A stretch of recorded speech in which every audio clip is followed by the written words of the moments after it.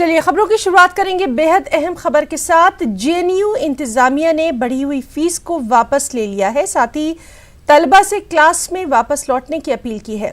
JNU इंतजामिया ने तलबा के एहतजाज के बाद ये अहम फैसला लिया। जेएनयू के तलबा ने यूजीसी दफ्तर का घेराव किया था और अपनी मांगों को पूरा करने का मुतालबा किया था।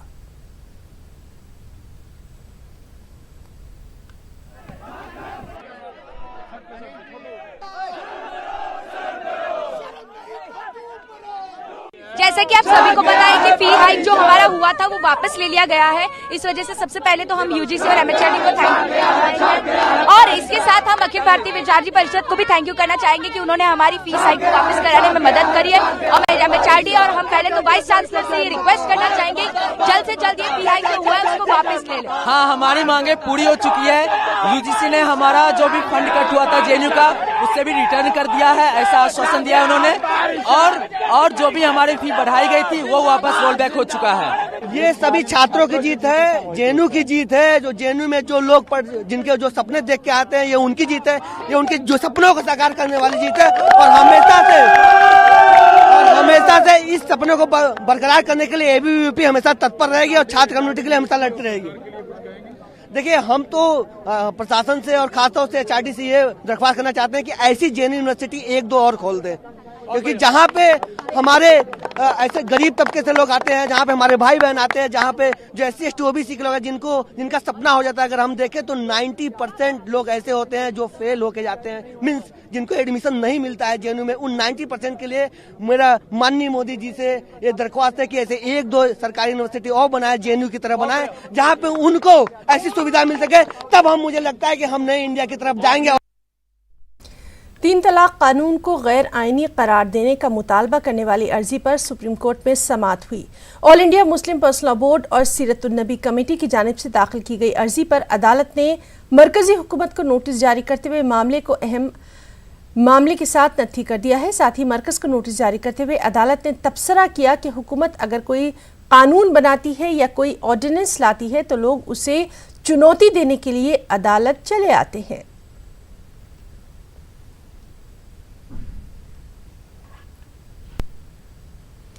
सुप्रीम कोर्ट ने मरकजी हुकूमत से शुमाली हिंदुस्तान और दिल्ली NCR में फिजाई आलूदगी को कम करने के लिए हाइड्रोजन पर मबनी ईंधन तकनीक तलाश करने को कहा है। मरकजी हुकूमत ने अदालत को बताया कि ऐसी तकनीक तलाश करने की कोशिश की जा रही है। मरकजी हुकूमत इस सिलसिले में 3 दिसंबर को अदालत में अपनी रिपोर्ट दाखिल करेगी।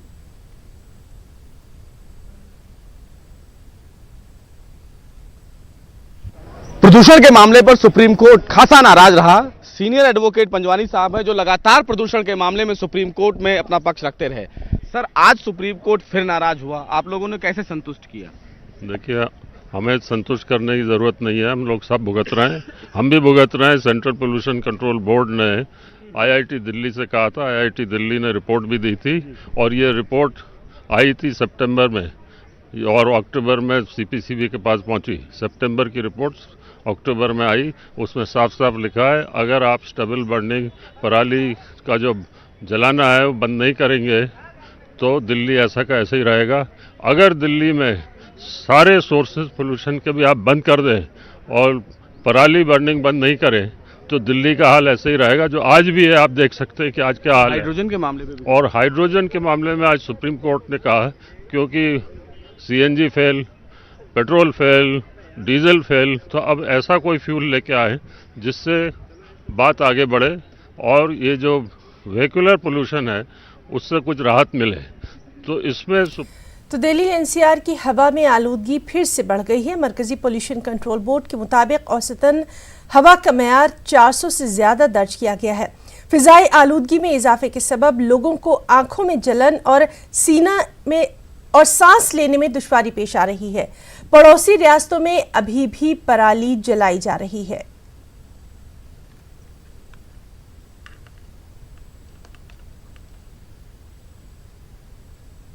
AQI है जो एवरेज 100-200 दिल्ली का रहता है, अभी प्रदूषण के टाइम में ये 600-700 मतलब बहुत ही डेंजरस लेवल पे पहुंच जाता है। ये गाड़ियों की संख्या तो आपको दिल्ली में कम करनी पड़ेगी, इसको आप किसी भी आधार पे करें, चाहे जिस तरीके से भी ये पॉसिबल है। दूसरी चीज़, कम्युनिटी में जो डस्ट है, डस्ट का जो प्रोडक्शन ऑफ डस्ट है, इंडस्ट्रीज़ है या जो आप घर बनवाते हैं, कोई कंस्ट्रक्शन करते हैं, उसमें भी थोड़ी सी आपको कंट्रोल रखनी पड़ेगी। आउटडोर एक्टिविटीज़ को रेस्ट्रिक्ट करें। मास्क, बट क्वालिफाइड मास्क जो PM 2.5 को सेग्रीगेट करते हैं, अलग करते हैं या रोकते हैं, उसी की वैल्यू है, तो क्वालिफाइड मास्क यूज कीजिए। डेफिनेटली ये पराली जलाना जो है, स्टबल्स बर्निंग जो होती है इस सीजन में, उसका इफेक्ट, क्योंकि ये मल्टी फैक्टोरियल है, एयर पोल्यूशन कोई एक सोर्स से होता नहीं है। पराली जलती है, उसके धुएं मिल के बिल्कुल जो इन्वायरमेंट है उसको ऐसा बना देते हैं कि आप कहिए कि बिल्कुल जीने लायक नहीं होता है और काफ़ी परेशानी होती है। राजधानी दिल्ली में प्रदूषण बद से बदतर हो चुका है। यहाँ पर लोगों को सांस लेने में दिक्कत का सामना करना पड़ रहा है। आबो हवा खराब हो चुकी है। कहीं ना कहीं रोज़मर्रा की ज़िंदगी में एक स्थान से दूसरे स्थान पर जाने वाले लोगों को प्रदूषण का सामना करना पड़ रहा है। लोगों को सांस संबंधित समस्याएं हो रही हैं, तो कहीं ना कहीं इन्फेक्शन, वायरल जैसे फीवर भी लोगों को परेशान कर रहे हैं। आप देख सकते हैं कि इस वक्त मैं एयर क्वालिटी इंडेक्स के सामने मौजूद हूं, जहां पे हवा की गुणवत्ता के बारे में पूरी जानकारी उपलब्ध कराई जाती है। आप देख सकते हैं कि PM 2.5 और PM 10 की जो स्थिति है वो काफ़ी भयानक हो चुकी है। PM 2.5 500 के पार हो चुका है, तो वहीं PM 10 400 के पार। और बात करें दिल्ली के अलग अलग इलाकों में, तो ये स्थिति यूं ही बरकरार है और कहीं ना कहीं लोगों को काफ़ी समस्या का सामना करना पड़ रहा है। बीते पिछले कुछ दिनों में दिल्ली में ऑड इवन फार्मूला लागू हुआ था। 2 दिन की रियायत दी गई थी, चूँकि 550वें गुरु पर्व के दिन लोगों को रियायत दी गई, ऑड इवन से छुटकारा मिला। मगर आपको बता दूं कि ऑड इवन 15 तारीख तक ये फार्मूला दिल्ली में यूं ही चलता रहेगा और कहीं ना कहीं ऑड इवन से जो जनता जनार्दन को राहत मिली थी, वो राहत अभी दूर दिखाई दे रही है, क्योंकि दिल्ली में प्रदूषण की जो आबो हवा है वो स्थिति पहले से और ज़्यादा ख़राब है। हवा जहरीली हो गई है और लोगों को सांस लेने में दिक्कत का सामना करना पड़ रहा है। कैमरा पर्सन अंकित के साथ मैं रवि कुमार मिश्रा, न्यूज़ 18 नई दिल्ली। वहीं दिल्ली के वज़ीर अरविंद केजरीवाल ने ग्रेटर कैलाश में एक मोहल्ला क्लिनिक के इफ्तिताह में शिरकत की। इस मौके पर मीडिया से बातचीत में केजरीवाल ने कहा कि दिल्ली में मोहल्ला क्लिनिक की स्कीम काफ़ी कामयाब हुई है। उन्होंने ये भी कहा कि दिल्ली के सरकारी स्कूलों की हालत में काफ़ी बेहतरी आई है।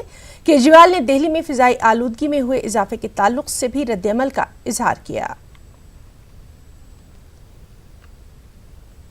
बिहेवियर की तारीफ कर रहे हैं, डॉक्टर की भी तारीफ कर रहे हैं, दवाइयाँ सारी यहाँ पे फ्री हैं। और अभी डॉक्टर बता रही थी कि बड़े बड़े हॉस्पिटल्स के प्रिस्क्रिप्शन लेके आ रहे हैं, मतलब कि पहले इलाज वहाँ कराते थे, अब इधर आ गए हैं, पिछला प्रिस्क्रिप्शन वहाँ लेके आ रहे हैं। सो आई एम सो हैप्पी कि दिल्ली का हेल्थ सिस्टम जो है, सरकारी हेल्थ सिस्टम, वो जैसे एजुकेशन में हम कहते हैं ना कि प्राइवेट स्कूलों के बराबर कर दिए हमने सरकारी स्कूल, उनसे भी ऊंचा कर दिए। उनसे भी अभी एक बगल में एक सरकारी स्कूल है, सब लोग बता रहे हैं कि उसका बिल्कुल काया पलट हो गया।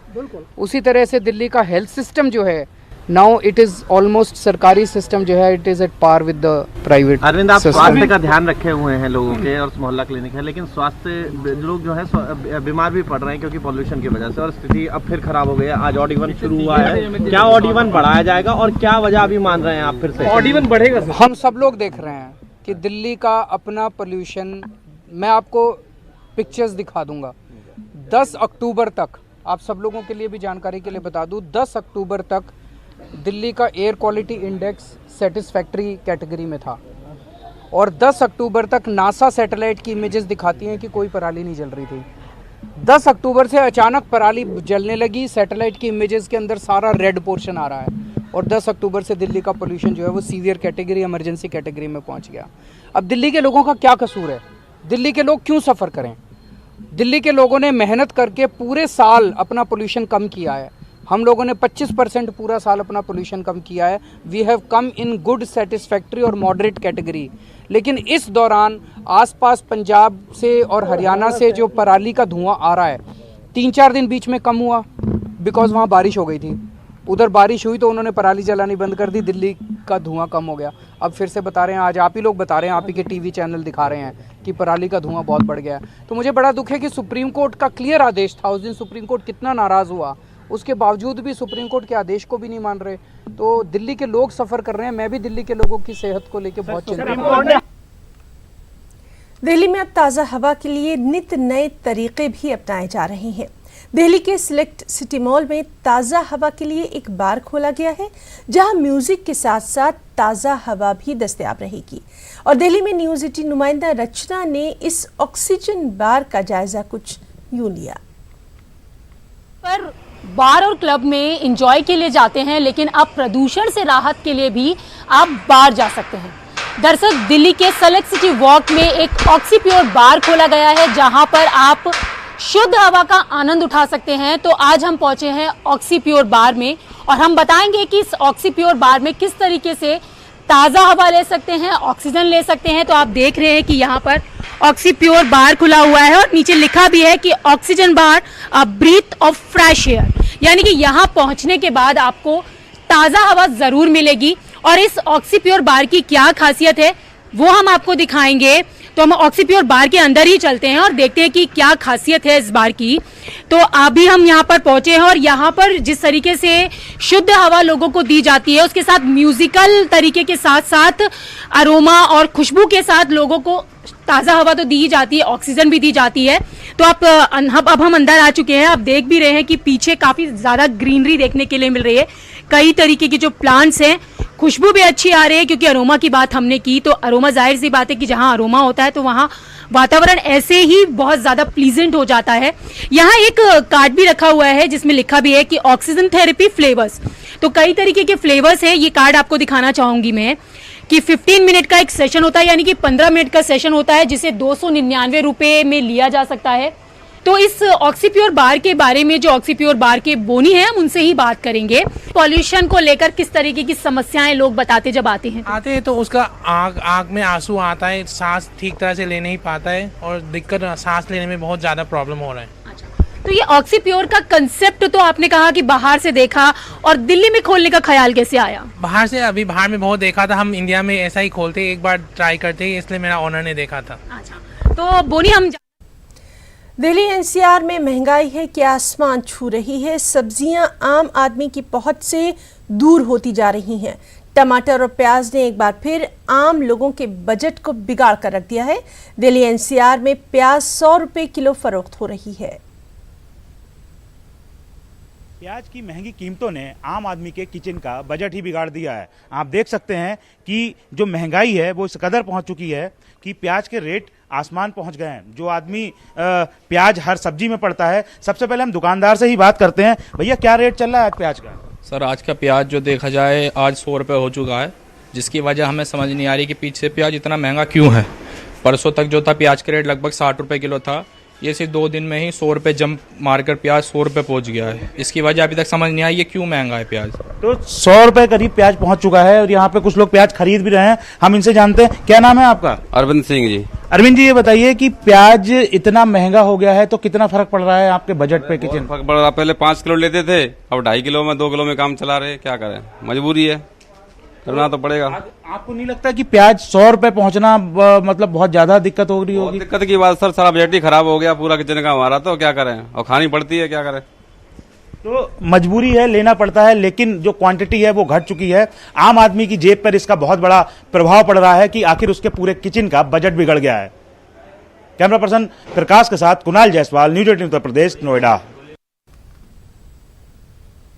और अब खास बात मध्य प्रदेश छत्तीसगढ़ की खबरें। सबसे पहले सुर्खियां। प्रहलाद लोधी की रुकनीत मामले पर बीजेपी के वफद ने गवर्नर से की है मुलाकात। लोधी की रुकनीत बहाल करने का किया मुतालबा। वहीं सरकार सुप्रीम कोर्ट जाने की तैयारियों में। मुरैना स्कूल बस हादसा मामले में बड़ा इंकशाफ। स्कूल बस के बजाय मुसाफिर बस में लेकर जाया जा रहा था बच्चों को स्कूल। डीएम ने आरटीओ को स्कूल पर कार्रवाई करने का दे दिया हुक्म। और रायपुर में वज़ीर आला भूपेश बघेल ने अपनी रिहाइशगाह पर जन चौपाल लगाकर लोगों से की मुलाकात। बड़ी तादाद में लोग अपने मसलों को लेकर हुए हाजिर।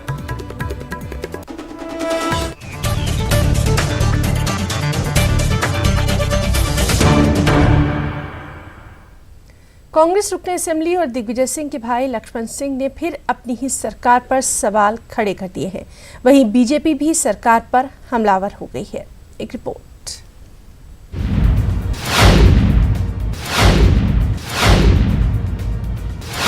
लक्ष्मण सिंह के बयान पर गरमाई सियासत, अपनी ही सरकार पर उठाया सवाल, बयान से बढ़ी कांग्रेस की मुश्किल, बीजेपी हुई कांग्रेस पर हमलावर, मजबूरी में चल रही है सरकार। सरकार बचाओ बचाओ बचाओ, अब प्रयास करिए सरकार चलाने की। कांग्रेस रुकन असेंबली लक्ष्मण सिंह ने फिर अपनी ही सरकार पर सवाल खड़ा करते हुए बड़ा बयान दिया है। उन्होंने कहा है कि पता नहीं ये सरकार 5 साल चलेगी या नहीं। यही नहीं, उन्होंने सरकार के 10 महीनों के कामकाज पर भी सवाल उठा दिए हैं। वहीं उन्होंने चाचौड़ा को जिला बनाने का फिर से मुतालबा किया। गुनाह की जहां तक बात करें तो प्रशासन व्यस्त है प्रभारी मंत्री को खुश करने में। जिला योजना समिति की बैठक होती है, क्योंकि मैं इस तरह के सवाल उठाता हूं और भी कई मुद्दे जो मैं उठाता हूं, तो मेरी कुर्सी नहीं लगाई जाती है। अभी तक जो प्रयास हो रहे हैं सरकार बचाओ बचाओ बचाओ, अब प्रयास करिए सरकार चलाने के लिए। सरकार चले, अभी नीचे दिख नहीं रही है सरकार। किसी क्षेत्र में देख लीजिए आप, काम नहीं दिख रहे हैं, न मनरेगा के काम दिख रहे हैं, स्वास्थ्य सेवाओं की हालत आप देख रहे हैं, स्कूलों में शिक्षक नहीं है, कॉलेजेस में जन भागीदार समिति नहीं बनी। चाचौड़ा से कांग्रेस रुकन असेंबली लक्ष्मण सिंह के बयान पर कांग्रेस ने अपना बचाव किया है। कांग्रेस तर्जुमान भूपेंद्र गुप्ता ने कहा है कि वजीराला को पार्टी चलानी भी होती है और बचानी भी होती है। वहीं बीजेपी लीडर नरोत्तम मिश्रा ने कहा है कि ये सरकार मजबूरी में चल रही है। मंत्रिमंडल का पैमाना अगर योग्यता नहीं होगा, मजबूरी होगी, तो सरकार कहां दिखेगी? मजबूरी परसी हुई पूरे प्रदेश में दिख रही। आदरणीय लक्ष्मण सिंह जैसे योग्य व्यक्ति अगर बाहर होंगे, केपी सिंह जैसे सीनियर व्यक्ति बाहर होंगे, आदरणीय बिसाऊलाल जैसे सीनियर व्यक्ति, आदरणीय ऐदल सिंह जी जैसे योग्य व्यक्ति अगर बाहर होंगे, तो प्रदेश में सरकार नाम की चीज दिखेगी नहीं, और वो नहीं दिख रही। मैंने सुबह भी कहा था ये वाली बात। अब मेरी बात की पुष्टि आदरणीय लक्ष्मण सिंह जी ने कर दी है कि सरकार मजबूरी में चल रही है। लक्ष्मण सिंह पिछले कुछ दिनों से बागी हो गए हैं और अपने बयानों से सरकार के लिए सरदर्द बने हुए हैं। इस तरह के बयान से पार्टी की छवि खराब हो रही है। पार्टी को इस ताल्लुक से सोचने की जरूरत है। Bureau report, news 18 Urdu. Powai से बीजेपी रुकन असेंबली रहे प्रहलाद लोधी की असेंबली की रुकनीयत पर सियासी ड्रामा जारी है। हाईकोर्ट से सजा पर मिले स्टे के बाद बीजेपी दावा कर रही है कि प्रहलाद लोधी की रुकनीयत बहाल होनी चाहिए, लेकिन करीब 1 हफ्ता गुजर जाने के बावजूद असेंबली स्पीकर की तरफ से कोई इशारे नहीं मिले हैं। इस मामले पर बीजेपी के वफद ने गवर्नर से मुलाकात की है और प्रहलाद लोधी की रुकनीयत बहाल करने का मुतालबा किया। सजा होने के 48 घंटे भी नहीं बीतते, तब जबकि सजा के साथ साथ उनको जमानत भी मिलती है और अपील का अधिकार भी मिलता है, लेकिन 48 घंटे के पहले ही तत्काल विधानसभा अध्यक्ष महोदय अपनी ओर से सीट को रिक्त करने की सूचना निर्वाचन आयोग को भेज देते हैं। हाईकोर्ट के आदेश के बाद भी 8 दिन बीत रहे हैं, लेकिन मध्य प्रदेश में विधानसभा अध्यक्ष महोदय उस पर कोई कार्यवाही नहीं कर रहे। ये सीधे सीधे देश के संविधान और कानून का उल्लंघन है। मुरैना स्कूल बस हादसा मामले में बड़ा इंकशाफ हुआ। इस मामले में स्कूल इंतजामिया की बड़ी लापरवाही सामने आ गई है। ज़ाब्तों की खिलाफ वर्जी करते हुए बच्चों को स्कूल बस से नहीं बल्कि मुसाफिर बस से स्कूल लाया जा रहा था। मामले का इंकशाफ होने के बाद इंतजामिया की कारकर्दगी पर भी सवाल उठ रहे हैं। इस मामले में डीएम ने जांच का हुक्म दे दिया है और आरटीओ को स्कूल पर कार्रवाई करने का हुक्म दिया है। चलिए बात करेंगे डेंगू के कहर की। भोपाल में भी डेंगू के मामले लगातार बढ़ते जा रहे हैं। हालात की संगीनी को देखते हुए वजीर सेहत तुलसी सिलावट ने आज कलेक्टर कमिश्नर के साथ अहम मीटिंग तलब की। मीटिंग में महकमा सेहत और म्यूनिसिपल कॉरपोरेशन के जरिए खाली पड़े प्लॉट से लार्वा निकालने की बात की गई है। साथ ही मीटिंग में शहर शहर जाकर डेंगू के हालात का जायजा लेने पर भी बातचीत की गई।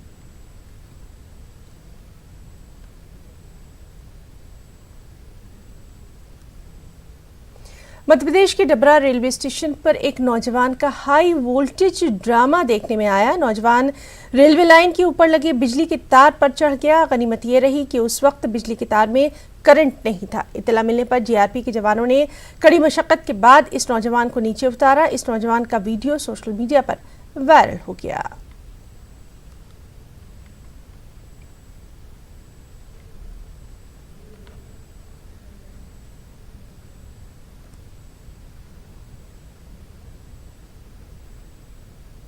खबर छत्तीसगढ़ से, जहां रायपुर में वज़ीर आला भूपेश बघेल ने अपनी रहायशगाह पर जन चौपाल लगाया, लोगों से मुलाकातें की और बड़ी तादाद में लोगों ने अपने मसलों को लेकर वज़ीर आला से बातचीत की। हमारे साथी देव भगत ने यहां का जायजा लिया। मुख्यमंत्री भूपेश बघेल आम जनता से मुखातिब हो रहे हैं। जन चौपाल जो कार्यक्रम है उसके तहत आम जनता से मिल रहे हैं यहाँ पर सीएम भूपेश, और देख सकते हैं आपकी किस तरह से कतारें लगी हुई है और विभागीय मंत्री भी यहाँ पर मौजूद हैं और लोग अपनी समस्याएं लेकर के यहाँ पर मुख्यमंत्री के पास इस आशा से पहुंचे हैं कि उनकी समस्याएं सीएम सुनेंगे और जो भी समस्या है उन्हें वो दूर करेंगे। प्रदेश के अलग अलग हिस्सों से यहाँ पर लोग आते हैं अपनी मांगे लेकर के, अपनी फरियादें लेकर के कि उनका जो काम है वो यहाँ पर हो। और कुछ लोगों से हम यहाँ पर बात करने की कोशिश करते हैं। कहाँ से आए? कोरबा से। कोरबा। कोरबा से। क्या काम लेकर आए हैं? अरे हम गरीब हैं, सहायता मांगने के लिए आए हैं। सहायता के लिए। हाँ। उम्मीद रखते हैं कि मुख्यमंत्री से? पहली बार आए हैं। पहली बार। हाँ। उम्मीद है? तभी तो आए हैं। उम्मीद है आपका? कोरबा से। कितना भरोसा है मुख्यमंत्री के करें? तभी तो आए, भरोसा है इसीलिए आए हैं, नहीं तो नहीं आए तो हमारे लिए अच्छा होगा। कुछ लोग हैं। मैडम आप कहाँ से आए? राजनांदगांव से। क्या काम है? लेक्चरर के रूप में मैं क्लब में पदस्थ थी, वहाँ से मुझे अचानक 8 को कार्य मुक्त कर दिया गया। इससे पहले मैं अगस्त में सर के पास एक बार और आई थी और उसी के निराकरण के लिए सर ने भेज दिया था, पर वहाँ से अभी तक कोई कार्रवाई नहीं हुई है। 2 महीना हो गया। तो आप ये उम्मीद करती हैं कि आपका? हाँ, सर करवा सकते हैं, ऐसा उम्मीद है। ये तमाम फरियादी इसी मकसद से आए हुए हैं कि उनका काम जो है वो बेहतर तरीके से हो। कुछ लोग यहाँ पर आपको ये भी देखेंगे जो कि सहायता मांगने के लिए यहाँ पर पहुंचे। कहाँ से आए हैं आप? चुनाभट्टी। क्या दिक्कत है, क्या परेशानी? एक पैर के एक्सीडेंट हो गया। एक्सीडेंट हो गया? तो एक्सीडेंट में क्या सहायता के लिए? हाँ, कुछ सहायता मिल जाती इस करके। अच्छा, तो मुख्यमंत्री से भी बातचीत हुई? हाँ, वो ही तो बोले 10,000 दूंगा करके बोले हैं। अब देखो क्या होता है। हाँ जी बेटा, आपके अंकल का एक्सीडेंट हो गया, चंदा लगा के लोगों ने तो उनका ऑपरेशन कराया। अब मेरे बच्चे भी नहीं हैं, घर खर्च चलता नहीं, हम किराए से हैं बेटा, तो मदद मांगने आई तो कोई सुना। मदद, सहायता की अपील और तमाम समस्याएं जो हैं वो लेकर के यहाँ पर लोग पहुँचते हैं और जन चौपाल का मकसद भी यही है कि आम जनता से रूबरू हों, उनके मन का हाल जाने और उनकी समस्याओं को दूर करें, और इसी मकसद से ये जन चौपाल यहाँ पर लगाई गई है। कैमरा पर्सन इमरान कुरैशी के साथ देवव्रत भगत, न्यूज़ 18 रायपुर। छत्तीसगढ़ के दंतेवाड़ा में पुलिस कैंप की गांव वालों ने मुखालिफत की, जिसकी वजह से पुलिस को लाठी चार्ज भी करना पड़ा। तो आप देखिए ये खास रिपोर्ट। मुझे इजाजत दें, आदाब। पुलिस कैंप में कोहराम, गांव वालों ने की कैंप की मुखालिफत। पुलिस और गांव वालों में झड़प, जवानों ने की हवाई फायरिंग। छत्तीसगढ़ में दंतेवाड़ा के पोटाली में पुलिस की तरफ से सुरक्षा कैंप लगाया गया, जिसकी गांव वालों ने मुखालिफत की। कैंप की मुखालिफत में बड़ी तादाद में हथियारों के साथ जमा होकर गांव वालों ने एहतजाज किया। इस दौरान पुलिस के साथ गांव वालों की झड़प भी हो गई। एहतजाजियों पर पुलिस वालों ने जमकर लाठियां बरसाई। हालात को काबू में करने के लिए जवानों ने हवाई फायरिंग भी की। बस्तर के आईजीपी सुंदरराज के मुताबिक कैंप खुलने से नक्सली बौखला गए हैं और गाँव वालों की आड़ में कैंप की मुखालिफत कर रहे हैं। वहीं जिला इंतजामिया ने गाँव वालों से अपील की है कि वो बहकावे में न आए। कैंप खुलने के बाद भी जंगलों में होने वाले फलों को गांव वाले तोड़ सकते हैं और फलों को बाजार में बेच सकते हैं। कैंप चालू होने के कारण अब निश्चित है कि आगामी सप्ताह से यहाँ पे हमारा स्वास्थ्य शिविर भी लगेगा, जिससे लोगों को फायदा होगा। इसके अलावा जो ग्रामीणों को हम छोटे मोटे स्वरोजगार या उनके आय वर्धन वाले कार्य है वो भी लेंगे। पुलिस के मुताबिक आमतौर पर गांव वाले सिक्योरिटी की मांग को लेकर कैंप खोलने का मुतालबा करते हैं, लेकिन ये पहला मौका है जब गांव वाले पुलिस कैंप खोलने की मुखालिफत कर रहे हैं। दंतेवाड़ा से न्यूज 18 के लिए अब्दुल हमीद की रिपोर्ट।